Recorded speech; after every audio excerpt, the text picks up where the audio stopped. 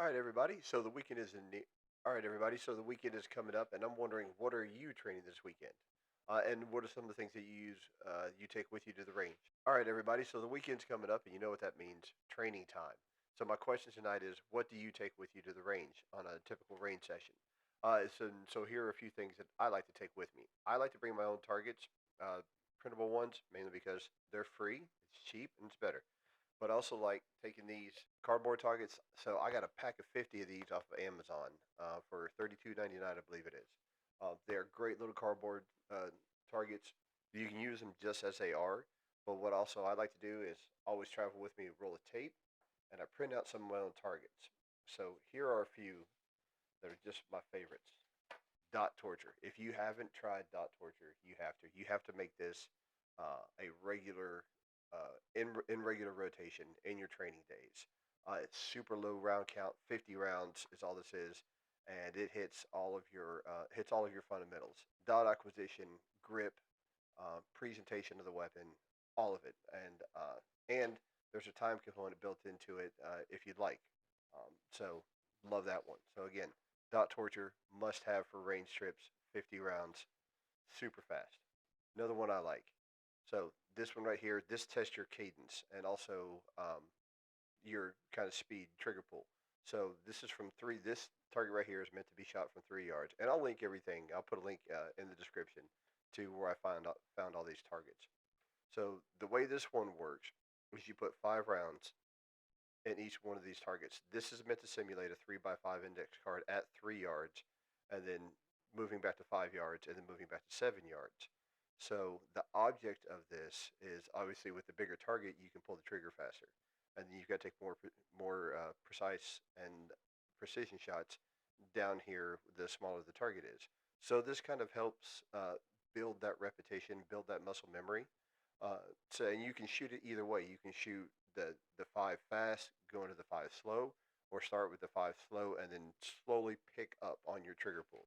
And again, this is the only if I didn't highlight it right there, 15 rounds is really all this one is. So we've got a 50 round target. We've got 15 rounds, so there's 65 rounds. This is a really good one too. This is called the 5x5 drill. So there's a couple different ways to shoot this one.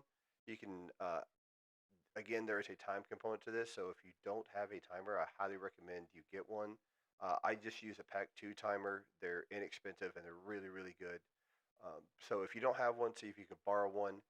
If you happen to have Bluetooth hearing protection, there's a ton of apps and even a ton of YouTube videos that run a shot timer that you can use as well. But the great thing about this one is, so this runs off a time. So on the beep, put 5 rounds in this target, and then 5 rounds in this target. There's a time component on this one. It's 10 seconds. So, and as you progressively get better, you can drop that time standard down to where you eventually get 5 rounds here and 5 rounds here, and maybe 5 to 6 seconds. That's a really good cadence, a really good pace. Another good way to shoot this one is with a reload in there. So 5 rounds here, go to the slide lock empty, reload 5 rounds here, and give yourself 6 seconds to do it, 7 seconds to do it. Something realistic. Don't try to shoot for the moon.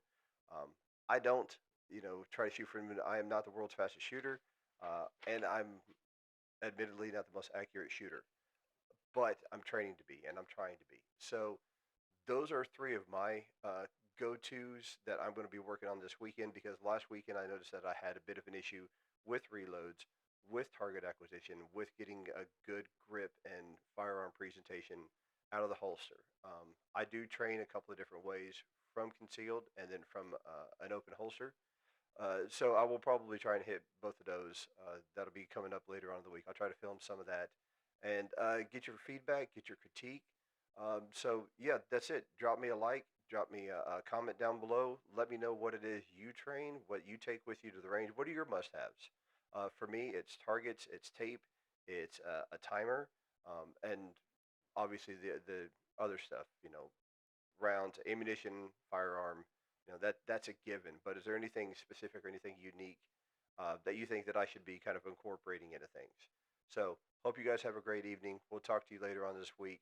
Have an awesome rest of your week. Bye.